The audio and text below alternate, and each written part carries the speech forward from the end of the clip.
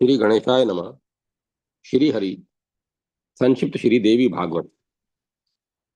मुनि नारद को मायावश स्त्री के रूप की प्राप्ति, राजा तालध्वज से विवाह, अनेकों पुत्र पौत्रों की प्राप्ति, सबका मरण और शोक, भगवत कृपा से नारद जी को पुनः स्वरूप प्राप्ति। नारद जी कहते हैं, मुनिवर, मैं इस पावन कथा का प्रसंग कह रहा हूँ, ध्यान पूर्वक सुनो। वस्तुतः माया के अत्यंत गूढ़ रहस्य को योगवेता मुनि भी जानने में असमर्थ हैं। चर अचर संपूर्ण जगत तथा ब्रह्म से लेकर स्तंभ पर्यंत सब के सब माया के अधीन हैं, क्योंकि यह अजय और दुश्चिंत्य है। एक समय की बात है, अद्भुत कर्म करने वाले भगवान विष्णु के दर्शन की इच्छा मेरे मन में उत्पन्न हुई। वह अतः मैं स्वर्ग से चल दिया। मैं मनोहर श्वेत द्वीप में जा रहा था। मेरे द्वारा स्वयं स्वर और तान से सुशोभित विशाल वीणा बज रही थी। साम आदि 7 स्वरों के साथ मैं संगीत का गायन कर रहा था। श्वेत द्वीप में पहुंचकर मुझे देवादि देव भगवान विष्णु के दर्शन हुए। वे हाथ में चक्र और गदा धारण किए हुए थे। कौस्तुभ मणि उनके वक्ष स्थल की शोभा बढ़ा रही थी। मेघ के समान श्यामल वर्ण वाले श्री हरि 4 भुजाओं से सुशोभित थे। उन्होंने पीतांबर पहन रखा था, मुकुट और बाजूबंद विग्रह को विभूषित किए हुए थे। उस समय मनोहारिणी लक्ष्मी के साथ वे क्रीड़ा कर रहे थे। संपूर्ण शुभ लक्षणों से संपन्न तथा समस्त अलंकारों से अलंकृत भगवती लक्ष्मी मुझे देखकर वहां से हट गई। लक्ष्मी जी को भवन में गई देखकर मैंने वनमाला धारण करने वाले देवादिदेव जगत प्रभु भगवान विष्णु से पूछा, देव, शत्रुओं का संहार करने वाले पद्मनाभ भगवान मुझे आते हुए देखकर भगवती लक्ष्मी आपके पास से क्यों चली गई? जगत गुरु, मैं न कोई नीच हूँ और न धूर्त। जनार्दन, मैं एक तपस्वी हूँ। इंद्रियां मेरे वश में रहती हैं। मैंने क्रोध पर विजय प्राप्त कर ली है। माया का मुझ पर कभी कुछ भी वश नहीं चलता। मैंने उस समय जो कुछ भी कहा, उसके प्रत्येक शब्द में अभिमान भरा था। उसे सुनकर भगवान श्री हरि का मुखमंडल मुस्कान से भर गया। वीणा के समान मधुर वाणी में वे मुझसे कहने लगे। भगवान विष्णु ने कहा, नारद, यह काम नीति के विरुद्ध है। स्त्री को चाहिए कि पति के सिवाय कभी किसी दूसरे पुरुष के समक्ष ऐसा व्यवहार न करे। विद्वान जो पवन पर अधिकार पा चुके हैं, जिन्होंने शास्त्र सांख्य शास्त्र का गहरा अध्ययन किया है, जो बिना कुछ खाए पिए निरंतर तपस्या में रत रहते हैं तथा इंद्रियां जिनके सदा वश में रहती हैं, उन योगियों के लिए भी माया अत्यंत अजय है। संगीत की उत्तम जानकारी रखने वाले मुनिवर, आपने अभी जो कहा है कि मैं माया पर विजय पा चुका हूँ, सो यह बात कभी भी किसी के सामने भी नहीं कहनी चाहिए। जब सनकादि मुनि भी माया को जीतने में असफल रहे, तब तुम और दूसरे किसी देवता की क्या गणना की जाए? देवता, मानव अथवा पशु का शरीर धारण करने वाले प्राणी भला अजन्मा माया को कैसे जीत सकते हैं? वेद के ज्ञाता, योग साधन में निपुण, सर्वज्ञ और एवं जितेंद्रिय सत्व रज तमो में किसी भी पुरुष के लिए माया पर विजय प्राप्त करना संभव नहीं है। काम भी माया का ही रूप है। उसकी कोई पृथक आकृति नहीं है। छिपे हुए रूप में रहकर वह विद्वान मूर्ख अथवा मध्यम श्रेणी के सभी प्राणियों को अपने वश में किए रहता है। कभी कभी तो वह काम धर्मज्ञ पुरुष के चित्त में भी क्षोभ उत्पन्न कर देता है।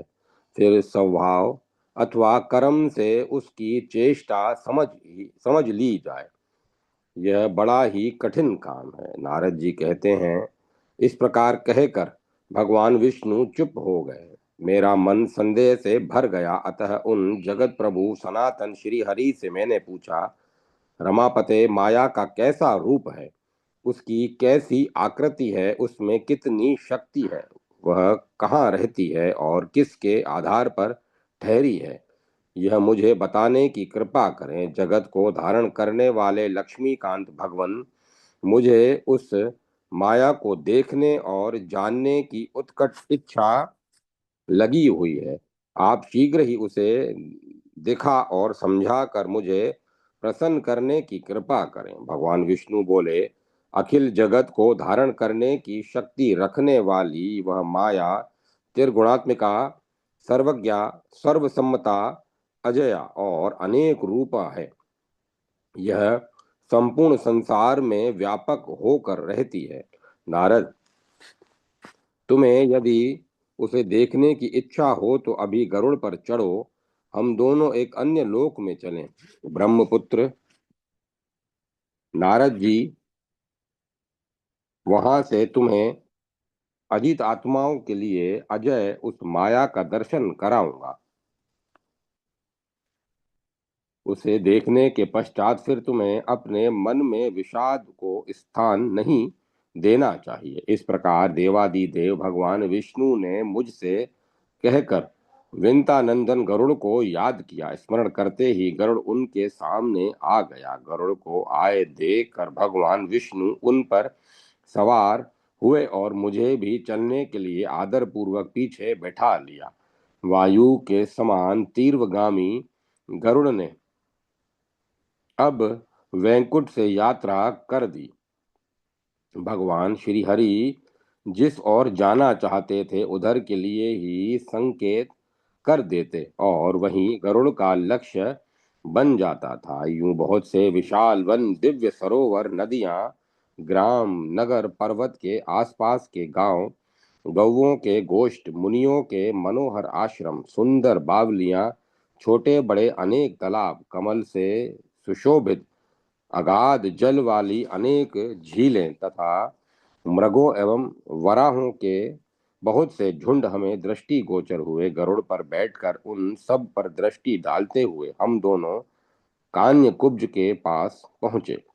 वहां एक दिव्य सरोवर दिखाई पड़ा। कमल उस सरोवर की शोभा बढ़ा रहे थे। हंस, सारस और चक्रवाकों से वह बड़ा ही मनोहर जान पड़ता था। अनेक प्रकार के विकसित कमलों से वह सुशोभित था। उसका जल बड़ा ही पवित्र एवं मधुर था। झुंड के झुंड भ्रमर गूंज रहे थे। उसे देखकर भगवान श्री हरि ने मुझसे कहा। श्री भगवान बोले, नारद, सारसों की बोली से शोभा पाने वाले इस अगाध सरोवर को देखो। इसमें चारों ओर कमल खिले हुए हैं। यह निर्मल जल से परिपूर्ण है। यह स्थान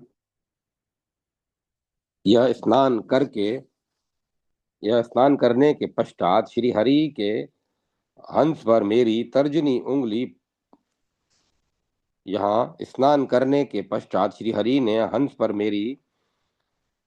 मेरी तर्जनी उंगली पकड़ ली। उस सरोवर की बार बार प्रशंसा करते हुए मैं मुझे तीर पर ले आए। अत्यंत मनोहर छाया से उसका तट सुशोभित था। कुछ समय तक वहां विश्राम किया। तदंतर भगवान ने मुझसे कहा, मुने, अब हम अब तुम पहले इस स्वच्छ जल में स्नान करो। साधु पुरुषों के चित्त की भांति इसका जल अत्यंत स्वच्छ है। विशेषता यह है कि कमलों के पराग से इसका जल सुवासित हो चुका है। इस प्रकार कहकर भगवान ने मुझसे वीणा और मृग चर्म ले लिए। स्नान करने की बात मेरे मन में जच गई। मैं प्रेम पूर्वक तट पर चला गया। हाथ पैर धोने के पश्चात मैंने शिखा बांधी, हाथ में कुश ले लिया और आचमन करके मैं उस पवित्र जल में स्नान करने लगा। भगवान श्री हरि सामने विराजमान थे। उस मनोहर जल में मैंने जो ही डुबकी लगाई कि मेरी पुरुषाकृति विलुप्त हो गई और मैं एक सुंदर रमणी के रूप में परिणित हो गया। उसी क्षण भगवान मेरी वीणा और पवित्र मृग चर्म लेकर आकाश मार्ग से अपने धाम पर पधार गए। तदंतर सुंदर भूषणों से विभूषित होकर मैं स्त्री के रूप में समय व्यतीत करने लगा। उसी क्षण में पूर्व शरीर की स्मृति भी मेरे मन में से जाती रही। जगत प्रभु भगवान विष्णु की भी मुझे याद नहीं रही। मन में अपार अज्ञान छा गया। अत्यंत लुभावने स्त्री वेश को पाकर मैं उस सरोवर से बाहर निकला था। कमल से भरे पूरे शुद्ध जल वाले उस सरोवर की ओर मेरी आंखें चक्कर काटने लगी। नारी के वेश में परिणित होकर मैं विचार कर रहा था, इतने में राजा तालध्वज अकस्मात मेरे सामने पधारे। उनके साथ बहुत से हाथी घोड़े और रथ थे। वे रथ पर बैठे थे। उनकी युवा अवस्था थी। वे भूषण पहने हुए थे। जान पड़ता था मानो कामदेव ही शरीर धारण करके उपस्थित हुए हो। मैं अलौकिक आभूषणों से अलंकृत था। सुंदर स्त्री की मेरी आकृति थी। चंद्रमा के समान मेरा मुखमंडल था। मुझे देखकर राजा तालध्वज के आश्चर्य की सीमा न रही। उन्होंने मुझसे पूछा, कल्याणी, तुम कौन हो? कौन देवता तुम्हारे पिता हैं? कांते, मानव, गंधर्व अथवा उरग, किसे तुम्हारा पिता होने का सौभाग्य प्राप्त हुआ है? रूप और यौवन से शोभा पाने वाली तुम अबला क्यों अकेली भटक रही हो? सुलोचने, तुम्हारा विवाह हो चुका है अथवा तुम अभी कुमारी हो? सच्ची बात बताना। उत्तम वीणा से शोभा पाने वाली सुमध्य में तुम इस तालाब पर क्यों देख रही हो? कामदेव को मोहित करने वाली योग्यता रखने वाली पिकवयनी प्रिय, तुम अपना अभिप्राय व्यक्त करो। मरालाक्षी कृशोधरी, यदि तुम कुमारी हो तो मुझ श्रेष्ठ पति को पाकर मेरे सहयोग से मनोअभिलक्षित भोग प्राप्त कर सकती हो। इसमें कुछ भी संशय नहीं है। नारद जी कहते हैं, इस प्रकार राजा तालध्वज के पूछने पर मैंने मन में सम्यक प्रकार से विचार किया। तदंतर उनसे कहा, राजन, मैं निश्चित रूप से नहीं जानती कि मैं किसकी कन्या हूँ। मेरे माता पिता कहाँ हैं और कौन है? मुझे यह इस तालाब पर कौन लाया है, इसका भी मुझे कुछ पता नहीं है। राजेंद्र, मैं क्या करूं, कहाँ जाऊं और कैसे मुझे सुख की घड़ी सुलभ हो सकेगी? मेरा कोई भी आश्रय नहीं है। इस प्रकार की चिंताएं मेरे मन में छाई हुई हैं। राजन, देव की महिमा सर्वोपरि है। मेरा कोई भी पुरुषार्थ काम नहीं कर पाता। भूपाल, आप धर्मज्ञ पुरुष हैं, जो इच्छा हो कर सकते हैं। मैं आपके अधीन हूँ। दूसरा कोई भी मेरा रक्षक नहीं है। मेरे न पिता हैं, न माता हैं, न बंधु बांधव हैं और न कोई स्थान ही है। मुझसे उपर्युक्त बातें होने के पश्चात एक बार उन्होंने मेरे विशाल नेत्रों पर दृष्टि फैलाई। फिर अपने सेवकों से यह वचन कहा, तुम लोग एक उत्तम पालकी ले आओ। उसे ढोने वाले निपुण कहार होने चाहिए। वह पालकी रेशमी ओहर से ढकी हुई हो, कारण उसी पर इस यह सुंदरी स्त्री सवार होगी। इसमें उसमें कोमल बिस्तर लगे हों, मोतियों की झालर से वह सजाई गई हो, सोने की बनी हुई वह चौकोर शिविका खूब लंबी चौड़ी होनी चाहिए। राजा ताल ध्वज की बात सुनकर शीघ्रगामी सेवकों ने ओहार युक्त दिव्य पालकी मेरे लिए तुरंत लाकर उपस्थित कर दी। उन नरेश का प्रिय कार्य करने के विचार से मैं उस शिविका पर जा बैठी। वे मुझे अपने घर ले जाकर बड़े आनंदित हुए। उत्तम दिन और लगन उपस्थित होने पर वैवाहिक विधि के अनुसार अग्नि के साक्षित्व में राजा ने मेरे साथ अपना विवाह कर लिया। उस समय मैं परम सुंदरी स्त्री के वेश में था। राजा तालध्वज प्राणों से भी बढ़कर मुझसे प्रेम करते थे।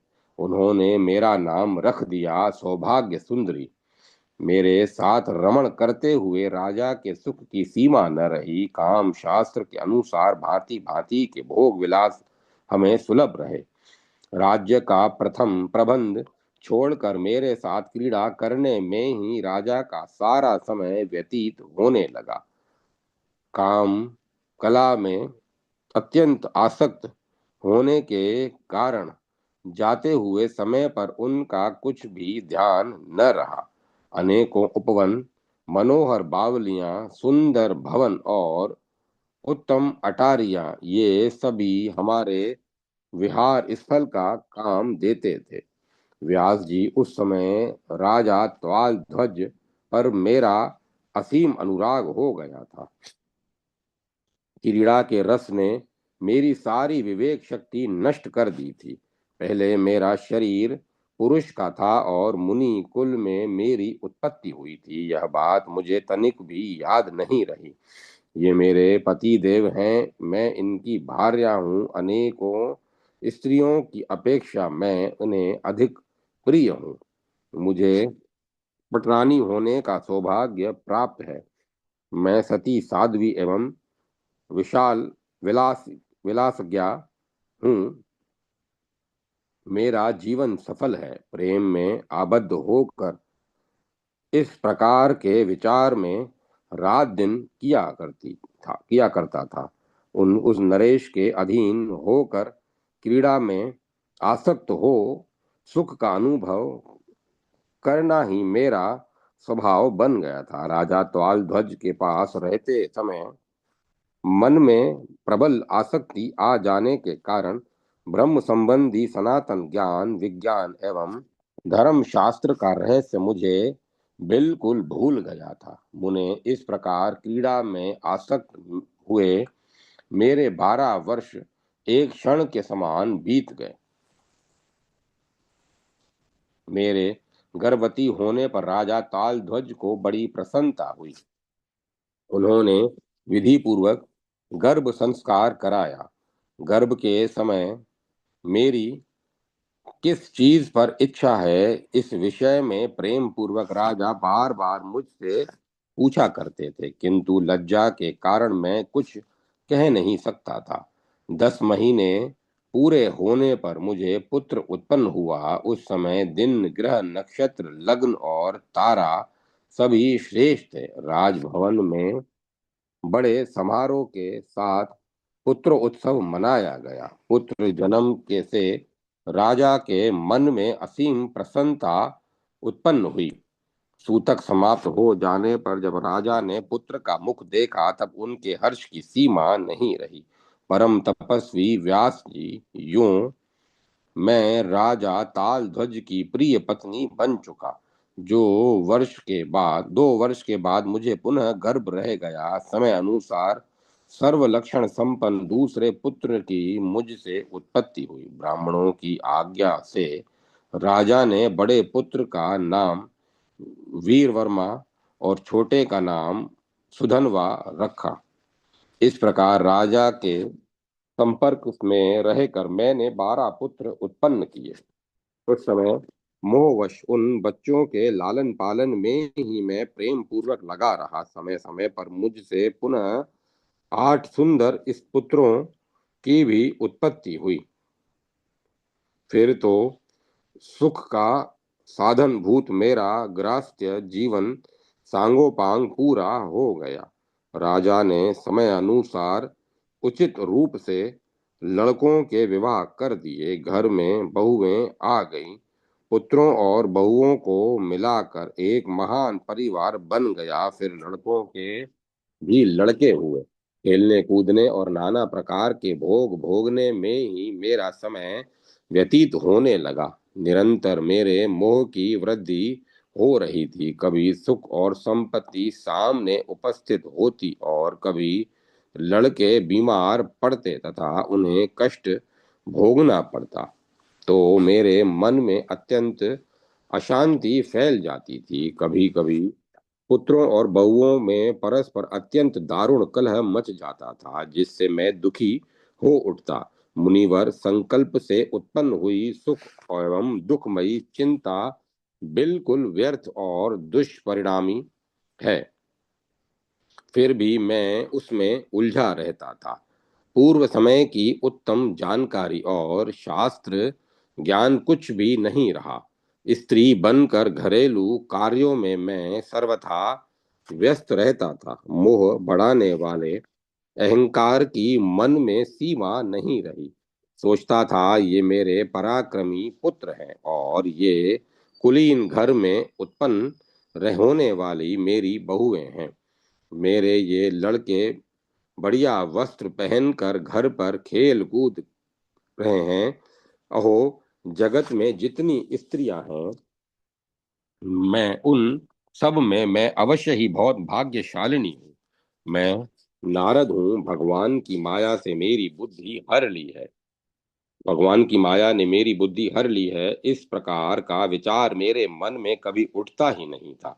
व्यास जी, माया से मोहित होने के कारण मुझे यही धारणा बनी रहती थी कि मैं उत्तम आचरण वाली एक पतिव्रता रानी हूँ।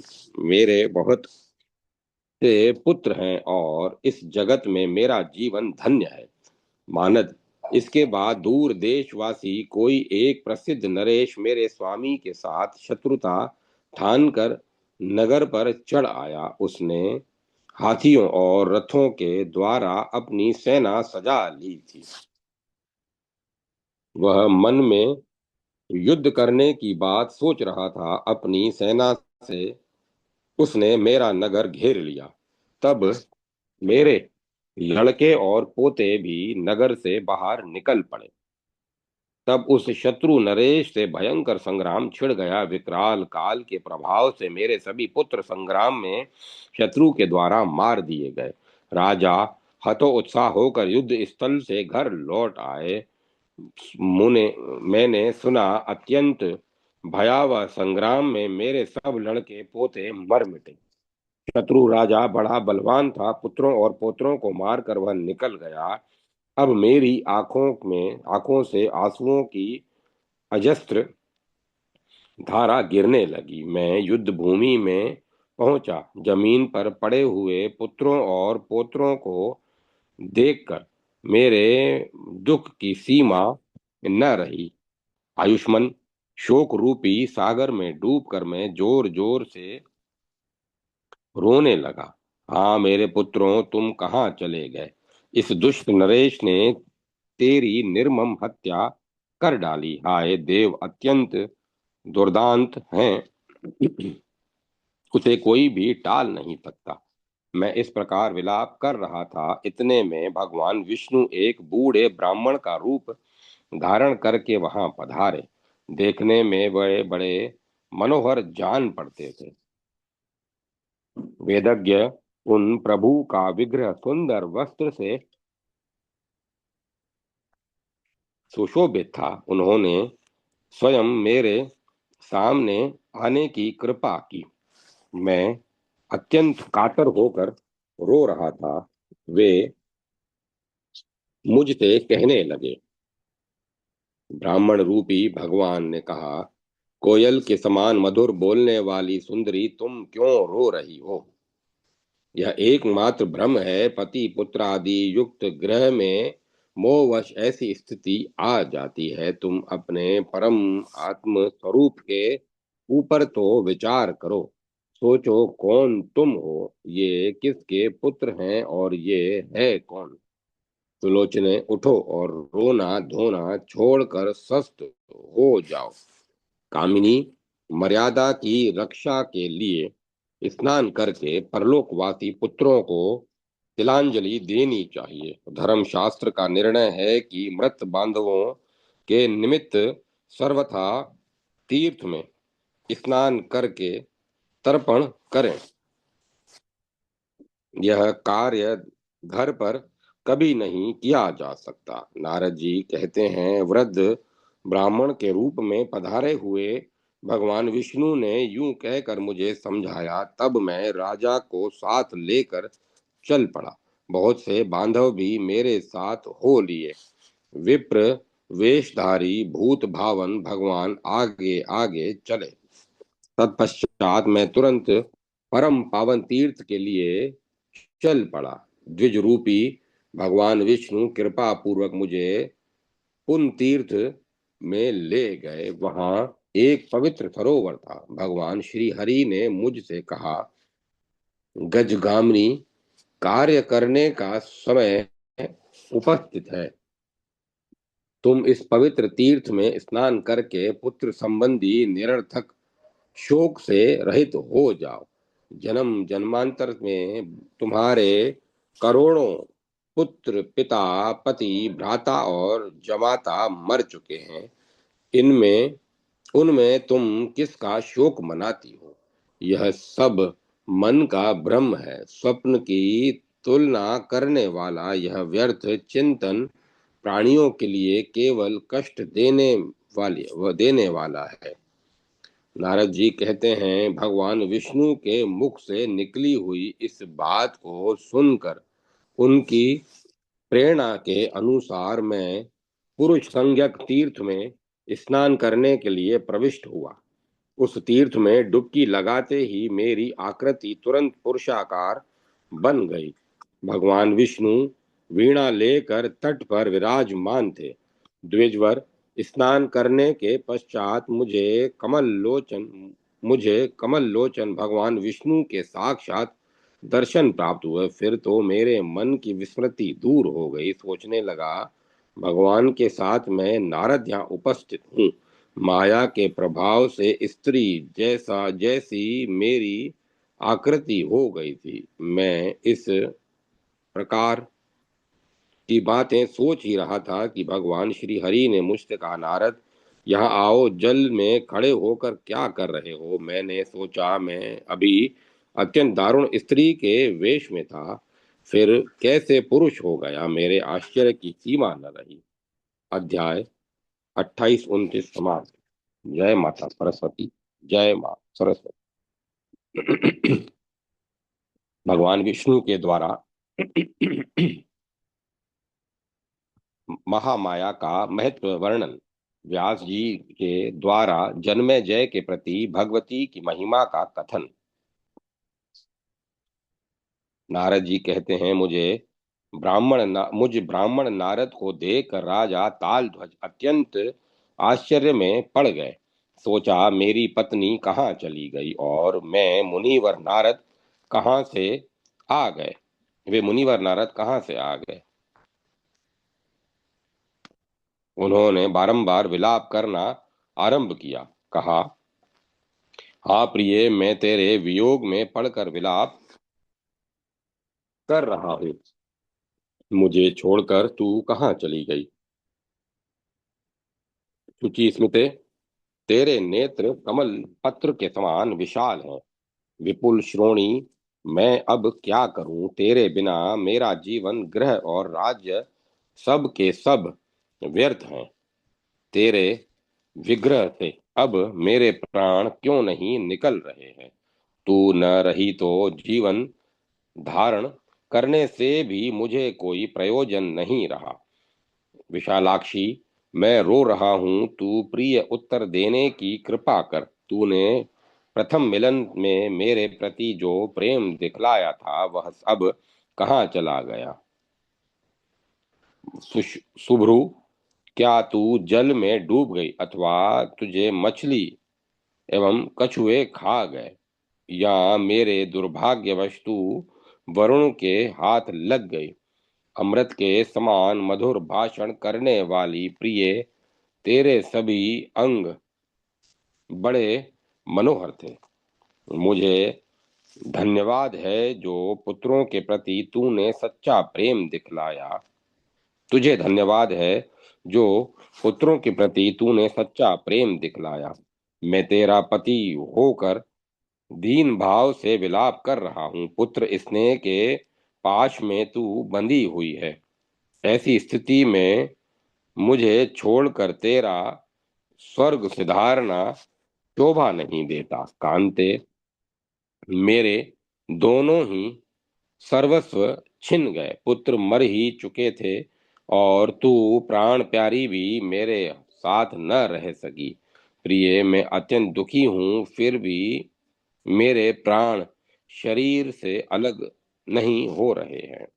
मैं क्या करूं और कहाँ जाऊं? जगत में प्रतिकूल घटना उपस्थित करने वाले ब्रह्म अवश्य ही बहुत बड़े बड़े निष्ठुर हैं, जो समान चित्त वाले स्त्री पुरुष का मरण सर्वथा विभिन्न समय में क्यों किया करते हैं?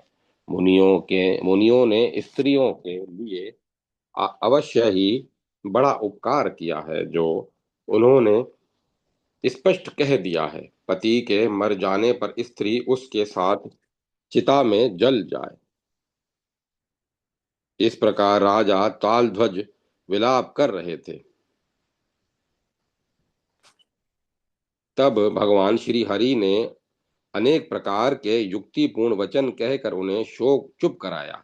श्री भगवान बोले, राजेंद्र, क्यों रोते हो? तुम्हारी प्राण प्रिय स्त्री कहाँ गई? क्या तुम्हें शास्त्र श्रवण का अवसर नहीं मिला, अथवा तुम ज्ञानी पुरुषों के संपर्क से सदा वंचित ही रहे? वह कौन स्त्री थी? तुम कौन हो? कैसा संयोग और वियोग है? वेग पूर्वक बहने वाले इस संसार रूपी समुद्र से में मनुष्यों का संबंध वैसा ही है जैसे नौका पर चढ़े हुए पथिकों का।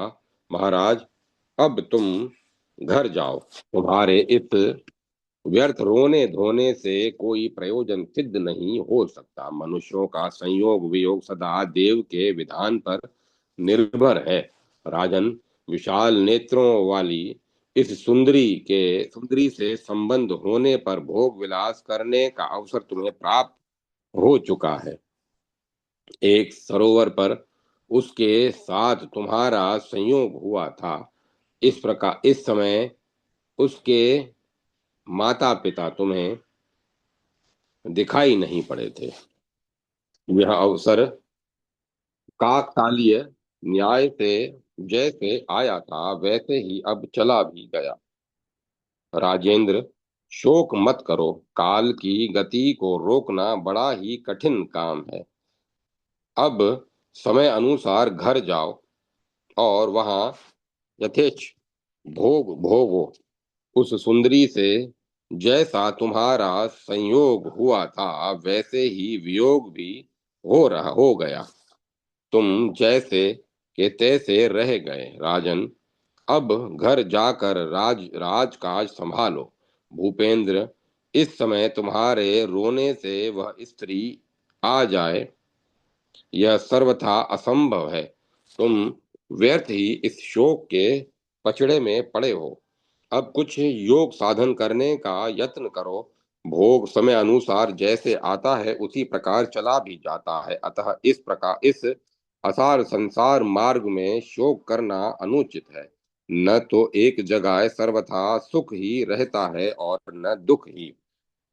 घटिका यंत्र की भांति सुख और दुख का आना जाना लगा रहता है। राजन, स्वच्छ स्वस्थ चित्त होकर सुख पूर्वक राज्य करो, अथवा अब बंधु बांधवों का परित्याग करके वन में रहने की व्यवस्था कर लो।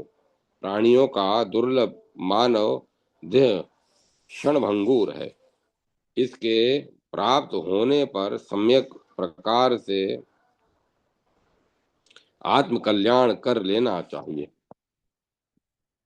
जीवा और जनेन्द्रिय के भोग तो पशु योनियों में भी मिल जाते हैं। ज्ञान अधिक होने से मानव योनि को उत्तम मानते हैं।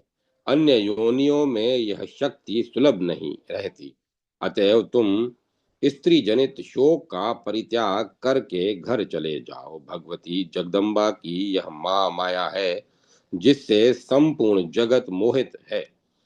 नारद जी कहते हैं, इस प्रकार लक्ष्मीपति भगवान विष्णु के कहने पर राजा तालध्वज ने उन्हें प्रणाम करके भली भांति स्नान की विधि संपन्न की। तत्पश्चात वे अपने घर चले गए। अब उन नरेश के अंतःकरण में अद्भुत वैराग्योदय हो चुका था। अतः अपने पौत्र को राज्य सौंप कर वे वन में सिधारे। उन्होंने तत्व ज्ञान की पूर्ण योग्यता प्राप्त कर ली। राजा त्वाल ध्वज के चले जाने पर मधुर मुस्कान से भरे मुखमंडल वाले जगत प्रभु भगवान विष्णु के दर्शन प्राप्त कर मैंने उनसे कहा, भगवान, आपने मुझे ठग लिया था, किंतु माया की असीम शक्ति अब मेरी समझ में आ गई। स्त्री का शरीर प्राप्त होने पर मेरे द्वारा जो घटनाएं घटी थी, उन सब को मैं याद कर रहा हूँ। हरे, आप देवादिदेव परम पुरुष हैं। मुझे यह बताने की कृपा करें कि जब मैं सरोवर में प्रवेश करके स्नान करने लगा, तब गोता लगाते ही मेरी पूर्व स्मृति क्यों नष्ट हो गई। शरीर का स्त्री का शरीर पाकर मैं मोहित हो गया था। जगत गुरु, प्रतापी नरेश को मैंने पति रूप में वर्ण कर लिया, मानो इंद्र को पति बनाने वाली शची हो। देवेश, उस समय का यह वह मन, चित्त, देह और चिन्ह स्मृति से दूर कैसे हो सकता है। वे बार बार याद आते रहते हैं। रमाकांत प्रभु, इस विषय में मुझे महान आश्चर्य भी तो यह हो रहा है कि मेरा ज्ञान उस समय सर्वथा विलीन हो गया था। अब आप इसका कारण बताने की कृपा करें।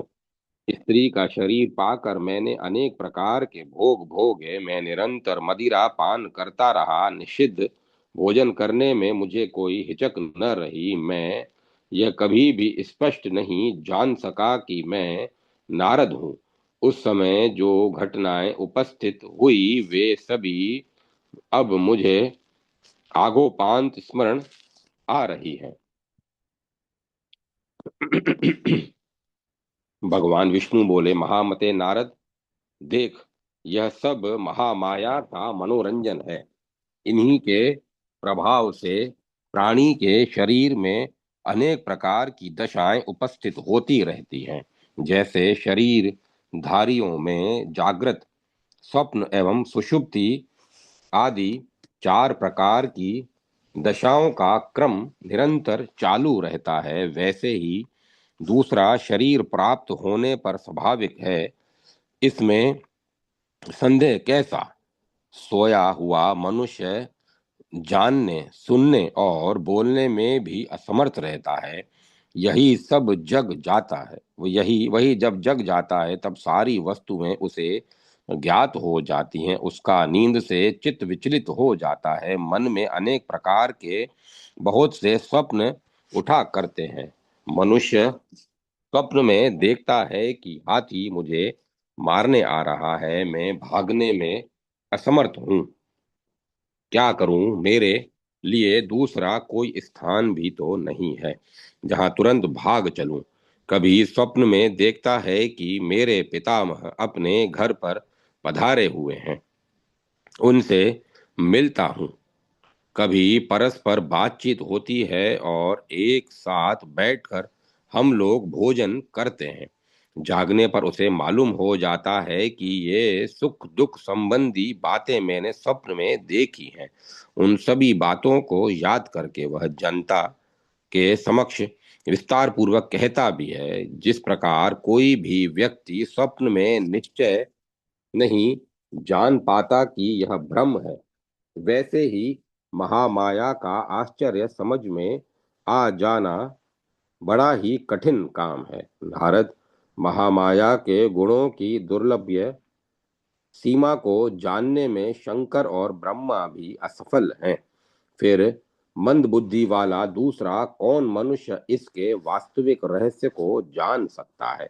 जगत में महामाया के गुणों की यता किसी की भी समझ में नहीं आ सकी है।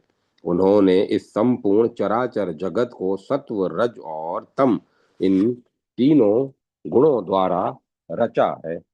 उक्त गुणों के अभाव में यह संसार तनिक देर भी स्थित नहीं रह सकता। मुझ में सतवगुण प्रधान है, रजोगुण और तमोगुण गौण रूप से रहते हैं। यदि तीनों गुण न रहे तो मैं कभी भी भूमंडल का शासक नहीं बन सकता। इसी प्रकार तुम्हारे पिता ब्रह्मा में रजोगुण प्रधान है, तमोगुण और सतवगुण भी उनमें है ही। इन दोनों गुणों से रहित होकर वे कुछ भी नहीं कर सकते। वैसे ही शिव में तमोगुण की विशेषता है।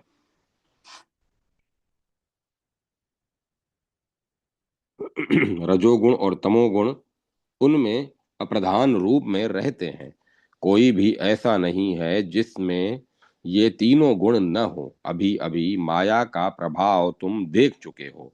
अनेक प्रकार के कितने भोग तुम्हारे सामने उपस्थित हुए और तुम्हारे द्वारा भोगे गए थे। महाभाग, फिर महामाया के इस अद्भुत चरित्र के विषय में तुम मुझसे क्या पूछते हो? व्यास जी कहते हैं, महाराज जन्मेजय, मैंने योग माया के जिस महात्म्य को नारद जी के द्वारा सुना है उसे विस्तार पूर्वक कहता हूँ, सावधान होकर सुनो। मुनिवर नारद जी सर्वज्ञ शिरोमणि हैं। स्त्री का शरीर प्राप्त होने पर उनके सामने जो प्रसंग उपस्थित हुआ था उसे सुन लेने के पश्चात मैंने उनसे पूछा, नारद जी, अब यह बताने की कृपा करें कि इसके बाद जगत प्रभु भगवान विष्णु ने आपसे क्या कहा और आपके साथ वे किधर पधारे? नारद जी बोले, उस अत्यंत मनोहर सरोवर पर बातचीत होने के पश्चात भगवान विष्णु गरुड़ पर बैठे और उन्होंने वैकुंठ जाने की बात सोच ली। उस समय उन्होंने मुझसे कहा, नारद, अब तुम अपने अभिष्ट स्थान पर पधारो अथवा मेरे परम धाम में चल सकते हो। यहाँ तुम्हारी जैसी इच्छा हो करने में स्वतंत्र हो। तब मैं श्री हरि से आज्ञा लेकर ब्रह्मलोक चला गया। वे प्रभु भी मुझे उपदेश देने के उपरांत तुरंत गरुड़ पर बैठे और आनंद पूर्वक वैकुंठ पधारे। जब भगवान विष्णु चले गए तब परम अद्भुत सुख दुख के संबंध में भवन सुख संबंध में विचार करता हुआ मैं अपने पिता ब्रह्मा जी के भवन पर पहुंचा। वहां जाकर मैंने उनके चरणों में मस्तक झुकाया और सामने बैठ गया। मुने उस समय मुझे चिंता के कारण आतुर देखकर पिताजी ने कहा, ब्रह्मा जी ने पूछा, महाभाग, तुम कहाँ गए थे बेटा? क्यों इतने घबराए हुए हो? मुनिवर, तुम्हारे मन को मैं इस समय स्थिर नहीं देख रहा हूँ। किसने तुम्हें धोखे में डाल दिया है? क्या कोई अद्भुत दृश्य तुम्हारे सामने उपस्थित हुआ है? बेटा, मैं देखता हूँ तुम अत्यंत उदास हो। तुम्हारी विवेक शक्ति कुंठित है। इसका क्या कारण है? नारद जी बोले, जब मेरे पिता ब्रह्मा जी ने मुझसे इस प्रकार पूछा तब मैंने आसन पर बैठकर माया के प्रभाव से उत्पन्न हुआ सारा वृतांत उन्हें कह सुनाया। मैंने कहा, पिताजी, अपार शक्तिशाली भगवान विष्णु की प्रवंचना में मैं फंस गया था। बहुत वर्षों तक स्त्री के वेश में रहने की विवशता मेरे सामने उपस्थित थी। मेरे शोक से उत्पन्न हुए महान कलेश मुझे भोगने पड़े और फिर उन्हीं की अमृतमयी कोमल वाणी ने मेरे अंतःकरण में ज्ञान का संचार भी किया है। उनकी आज्ञा से सरोवर में स्नान करते ही मैं पुरुषाकार नारद के रूप में परिणित हो गया। ब्रह्मन, उस समय मेरे मन में जो इस प्रकार का मोह उत्पन्न हो गया था, इसका क्या कारण है? स्त्री वेश प्राप्त होते ही मेरा पूर्व ज्ञान पता नहीं कहाँ चला गया। ब्राह्मण, यह माया बल मेरी समझ से बाहर है। कारण यह माया अत्यंत दुरह, ज्ञान संहारक एवं मोह की स्पष्ट प्रवृत्ति का जो ठहरी। संपूर्ण शुभ और अशुभ परिस्थितियां सामने आई और उनका अनुभव करके मैं सम्यक प्रकार समझ भी गया। पिताजी, इस माया को कैसे जीता जाए, इसका उपाय आप बताने की कृपा करें। नारद जी कहते हैं, व्यास जी, जब मैंने अपने पिता ब्रह्मा जी को ये सारी बातें बतला कर दी, तब वे हंसकर प्रसन्नता पूर्वक मुझसे कहने लगे। ब्रह्मा जी ने कहा, संपूर्ण देवता, महात्मा, मुनि, तपस्वी, ज्ञानी तथा वायु पीकर योग के अभ्यास में तत्पर योगी भी इस माया को सुगमता पूर्वक जीतने में असमर्थ हैं। इस असीम शक्तिशालिनी माया को सम्यक प्रकार से जानने में मेरी बुद्धि भी असफल है। सृष्टि, स्थिति और संहार करने वाले यह महामाया प्राय करने वाली यह महामाया प्राय सभी के लिए दुर्विज्ञ है। काल, कर्म और स्वभाव आदि निमित्त कारण इसके सहयोगी है। विद्वान, इस प्रकार की अपरिमित शक्ति रखने वाली महामाया के विषय में तुम शोक मत करो। साथ ही तुम्हें आश्चर्य भी नहीं करना चाहिए, कारण हम सभी इसके प्रभाव से मोहित हैं। नारद जी कहते हैं, व्यास जी, पिताजी के वचन सुनकर मेरा आश्चर्य दूर हो गया। तब मैं उनसे आज्ञा लेकर उत्तम तीर्थों को देखता हुआ वहां आ पहुंचा। अतएव कौरवों में सर्वोत्तम व्यास जी, तुम भी कौरवों के नाश से उत्पन्न हुए मोह का परित्याग करके भगवती जगदम्बा के चित्त भवन में भगवती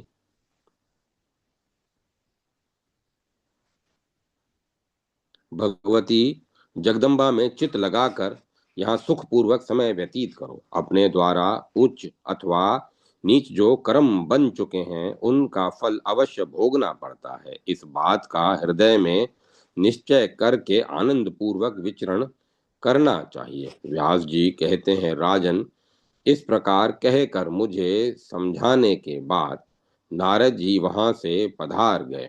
उनकी कही हुई बातों पर विचार करता हुआ मैं सरस्वती नदी के तट पर ठहर गया। उस समय उत्तम नदी के तट पर ठहरा उस समय उस समय उत्तम सारस्वत कल्प चल रहा था। समय व्यतीत करने के विचार से मैंने श्रीमद् देवी भागवत की रचना आरंभ कर दी। राजन, यह श्रेष्ठ पुराण संपूर्ण संदेहों को दूर करने वाला अनेक प्रकार के उपाख्यानों से संयुक्त तथा वेद के प्रमाण से ओतप्रोत है। राजेंद्र, इसमें संदेह करना सर्वथा अनुचित है। जिस प्रकार कोई इंद्रजाल करने वाला व्यक्ति काठ की पुतली हाथ में लेकर उसे अपने अधीन इच्छा अनुसार नचाया करता है, वैसे ही यह माया चराचर संपूर्ण जगत को नचाने में लगी रहती है। ब्रह्मा से लेकर स्तंभ पर्यंत जितने 5 इंद्रियों से संबंध रखने वाले देवता, दानव एवं मानव हैं, वे सभी मन और चित्त का अनुसरण करते हैं। राजन, सतव, रज और तम, ये 3 गुण ही सर्वथा सब में कारण होते हैं। कार्य कारण को लेकर ही होता है, यह बिल्कुल निश्चित है। माया से उत्पन्न हुए तीनों गुण पृथक पृथक स्वभाव के होते हैं, क्योंकि शांत, रौद्र और मूढ़ 3 प्रकार का भेद इनमें पाया जाता है। भला सदा इन गुणों का आश्रित पुरुष इनके अभाव में कैसे कायम रह सकता है। जिस प्रकार संसार में तंतु विहीन पट की सत्ता मानना असंभव है, वैसे ही तीनों गुणों से हीन प्राणी के विषय में समझना चाहिए। यह बिल्कुल निश्चित बात है। नरेंद्र, देवता, मानव अथवा पशु किसी का भी शरीर गुण रहित होने पर वैसे ही कायम नहीं रह सकता जैसे मिट्टी के बिना घड़ा नहीं रह सकता। गुणों का संयोग होने से ही इन ब्रह्मादि प्रधान देवताओं के मन में कभी प्रसन्नता होती है, कभी उदासीनता छा जाती है और ये सभी विषादग्रस्त भी हो जाते हैं। ऐसे ही सूर्यवंशी एवं चंद्रवंशी 14 मनु प्रत्येक युग में गुणों से के अधीन रहकर कार्यभार संभालते हैं। तब फिर राजेंद्र, इस जगत में रहने वाले अन्य साधारण व्यक्तियों के लिए कौन सी बात है। देवता, दानव, मानव आदि सारा प्राणी जगत माया के अधीन है। अतएव राजन, इस विषय में कदापि संदेह नहीं करना चाहिए। प्राणी माया की अधीनता में रहकर उसके आज्ञा अनुसार ही चेष्टा करता है। वह माया परम तत्व के रूप में सदा सम्मिलित रहती है। उस परम तत्व की आज्ञा पाकर प्राणियों को प्रेरित करना इसका नित्य का कार्य है। इस उस माया को सहचरी रूप में स्वीकार करने वाली भगवती परमेश्वरी सदा उस उसे साथ लिए रहती है। इसीलिए सच्चिदानंदमय विग्रह धारण करने वाली उन भगवती को माहेश्वरी कहा जाता है। उनके ध्यान, पूजन, नमस्कार एवं जप में सदा तत्पर रहना चाहिए। इससे अपनी दयालुता के कारण वे प्राणियों को माया रहित बना देती है। अपनी अनुभूति प्रदान करके वे माया को हर लेती है। अतएव उन भगवती परमेश्वरी को भुवनेश्वरी कहा गया है। इनके समान त्रिलोकी में कोई सुंदरी नहीं है। राजन, यदि इनके रूप का ध्यान करने में चित्त निरंतर लग जाए तो सद सत स्वरूपिणी माया अपना क्या प्रभाव डाल सकती है। अतएव यदि माया को दूर करने की इच्छा हो तो सच्चिदानंद स्वरूपिणी भगवती जगदम्बा की आराधना छोड़कर अन्य किसी की उपासना करना अनुचित है। जिस प्रकार अंधकार किसी दूसरे सघन अंधकार को दूर करने में समर्थ नहीं हो सकता, किंतु उसे मिटाने में सूर्य, चंद्रमा, बिजली अथवा अग्नि के तेज ही समर्थ हैं। इस उसी प्रकार माहेश्वरी भगवती जगदम्बा ही अपनी प्रभा से माया को दूर करती है, ऐसा जानना चाहिए। अतः माइक गुणों से निवृत्त होने के लिए प्रसन्नता पूर्वक भगवती की उपासना करनी चाहिए। राजेंद्र, व्रतासुर वध आदि कथा के विषय में तुमने जो प्रश्न किया था उसका वर्णन मैं सम्यक प्रकार से कर चुका हूं।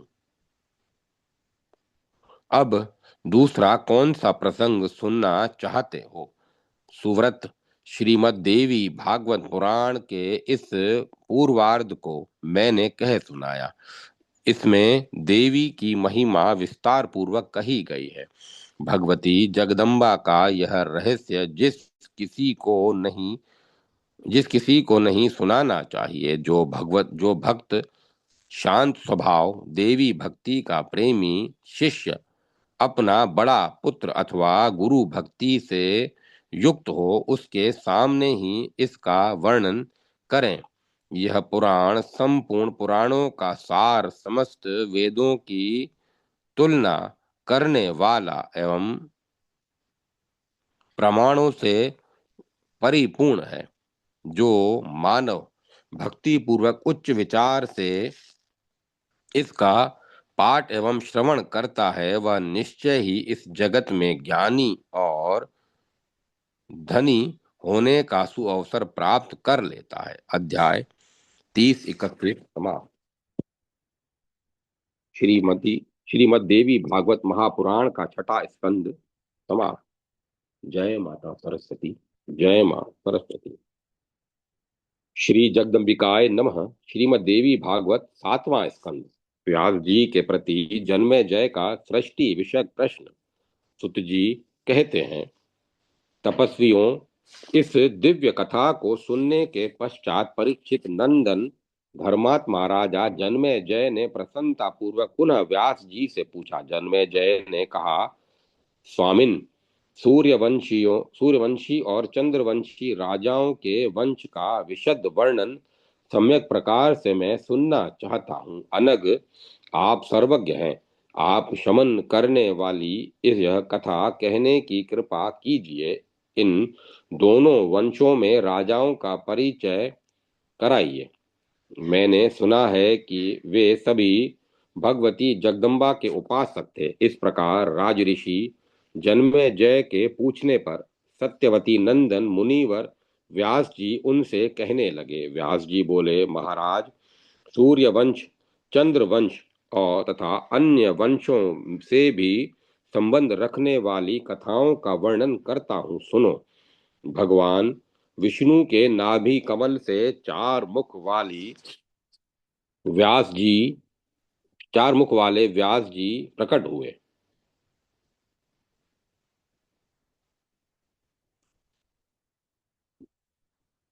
भगवान विष्णु के नाभि कमल से चार मुख वाले ब्रह्मा जी प्रकट हुए। तपस्या करने के पश्चात उन्होंने अत्यंत कठिनता से साक्षात्कार होने वाली महादेवी की उपासना की। भगवती ने उन लोक पितामह ब्रह्मा जी को वर प्रदान किया। तब वे सृष्टि करने में समर्थ हुए। फिर भी मानवीय सृष्टि में उन्हें सफलता न मिल सकी। इस मानवीय सृष्टि के लिए उनके मन में अनेक प्रकार के विचार उत्पन्न हुए, किंतु तुरंत विस्तार कर देना उनकी शक्ति से बाहर ही रहा। तब ब्रह्मा जी ने 7 मानस पुत्र उत्पन्न किए। मरीचि, अंगिरा, अत्रि, वशिष्ठ, पुलह, क्रतु और पुलस्त्य। इन नामों से उन मानस पुत्रों की प्रसिद्धि हुई। ब्रह्मा जी के रोष से रुद्र का और गोद से नारद का प्राकट्य हुआ। अंगूठे से दक्ष प्रजापति निकले। ऐसे ही अन्य भी सनकादि मानस पुत्रों का प्रादुर्भाव हुआ। बाएं हाथ के अंगूठे से दक्ष पत्नी प्रकट हुई, जिनके सभी अंग बड़े ही सुंदर थे। राजन, पुराणों में वे वीरणी नाम से विख्यात है। उन्हें असिकनी भी कहा जाता है। ब्रह्मा जी के मानस पुत्र देवर्षि प्रवर नारद जी उन असिकनी के उदर से उत्पन्न हुए हैं। जन्मेजय ने कहा, ब्राह्मण, इस विषय में मुझे बड़ा संदेह हो रहा है। अभी आप कह रहे थे कि दक्ष के सहयोग से में रहकर वीरणी महान तपस्वी नारद जी की जननी हुई। यह बात कैसे संगत हुई, क्योंकि धर्म के पूर्ण वेता परम तपस्वी नारद जी तो ब्रह्मा जी के मानस पुत्र कहे जाते हैं। फिर दक्ष पत्नी वीरणी उनकी माता कैसे हुई? आप इसे विस्तार पूर्वक बताने की कृपा कीजिए। मुने, प्रचुर ज्ञानी महात्मा नारद जी ने किसके शाप से और क्यों अपने पूर्व शरीर का त्याग करके किस कारण पुनः जन्म धारण किया? व्यास जी कहते हैं, स्वयंभू ब्रह्मा जी ने सर्वप्रथम दक्ष प्रजापति को सृष्टि के लिए आज्ञा दी कि तुम प्रजा की रचना में तत्पर हो जाओ, जिससे ब्रह्म संज्ञक प्रजा उत्पन्न हो जाए। उनकी आज्ञा पाकर दक्ष प्रजापति ने वीरणी के गर्भ से 5,000 अत्यंत पराक्रमी पुत्र उत्पन्न किए। उन सभी पुत्रों में प्रजा की सृष्टि का अदम्य अदम्य उत्साह भरा था। बलवान काल की प्रेरणा के अनुसार देव ऋषि नारद उन पुत्रों को देखकर हंसते हुए कहने लगे, अजी, यह पृथ्वी कितनी लंबी चौड़ी है, इसका पता लगाए बिना ही प्रजा की सृष्टि में तुम कैसे तत्पर हो गए। ऐसा करने से जगत में तुम्हारा उपहास होगा, इसमें कोई संदेह नहीं। अतः पहले पृथ्वी की सीमा जानकर ही तुम्हें इस कार्य में लगना चाहिए। ऐसा करने से ही तुम्हें इस कार्य में सफलता प्राप्त होगी, अन्यथा तुम्हारा सारा प्रयास व्यर्थ है।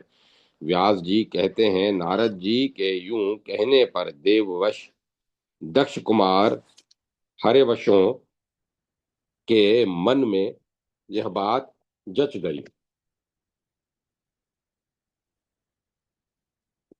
वे एक दूसरे की ओर देखते हुए सहसा कहने लगे, मुनिवर ने बहुत ठीक कहा है। अतः पृथ्वी का प्रमाण जान लेने के पश्चात ही हम प्रजा की सृष्टि में सुखपूर्वक लगे।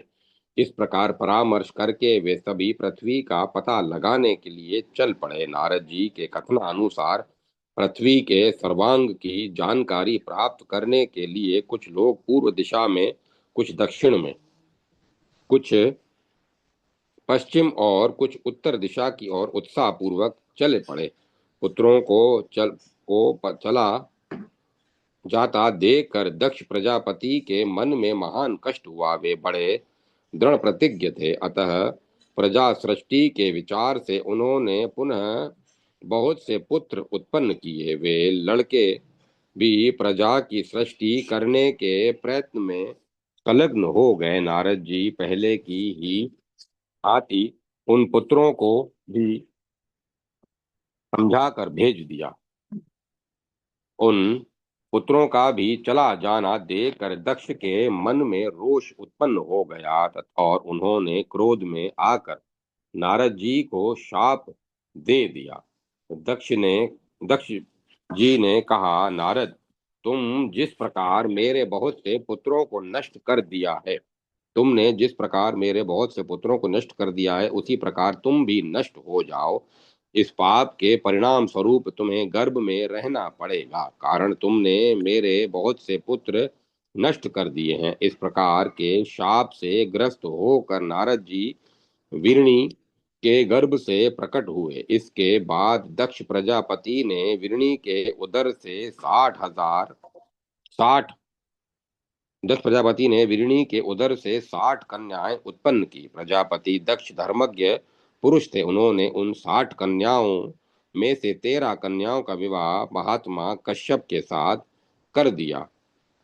राजन, उनकी आज्ञा से 10 धर्म की, 27 चंद्रमा की, 2 भृगु की और 4 अरिष्ट नेमि की पत्नी बनी। 2 कन्याओं का विवाह अंगिरा के साथ किया गया, शेष 2 रहीं। उन्हें भी पुनः अंगिरा को ही सौंप दिया। सभी देवता और दानव उन्हीं कन्याओं के पुत्र और पौत्र हैं। सभी बड़े पराक्रमी हुए। किसी से किसी को प्रेम नहीं था। द्वेष के कारण परस्पर शत्रुता ठनी रहती थी। सभी शूरवीर थे, पर माया के अत्यंत प्रभाववश वे मोह में पड़े रहते। अध्याय 1 समाप्त। जय माता सरस्वती। जय मां सरस्वती। ओम नमः शिवाय। ओम नमो नारायण। ओम नमो भगवते वासुदेवाय। ओम ऐं ह्रीं क्लीं चामुंडाय विद्महे। ओम तत्सत। ओम तत्सत। ओम। अब कथा को विराम दिया जाता है।